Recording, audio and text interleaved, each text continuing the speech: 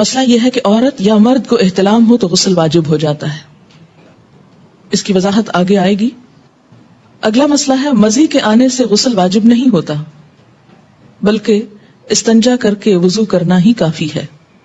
ان علی رضی اللہ عنہ قال كنت رجلا مذاء فكنت استحيي ان اسأل النبي صلی اللہ علیہ وسلم لمكان ابنته فامرت المقداد بن الاسود رضی اللہ عنہ فسأله فقال يغسل ذکرہ ويتوضأ، رواہ مسلم۔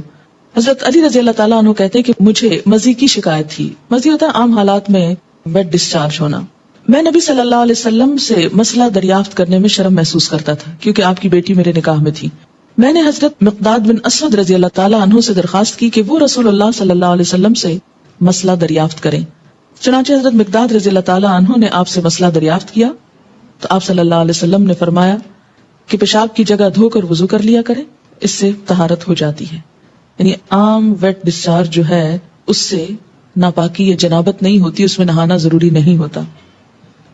بیوی سے تعلق کرنے سے پہلے یہ دعا مانگنی چاہیے، یعنی جسمانی تعلق مراد ہے۔ ان ابن عباس رضی اللہ عنہما قال قال رسول اللہ صلی اللہ علیہ وسلم لو ان احدکم اذا اراد ان یأتی اہلہ قال بسم اللہ اللہم جنبنا الشیطان وجنب الشیطان ما رزقتنا فإنه إن يقدر بينهما ولد في ذلك لم يضره شيطان ابدا، متفق علیہ۔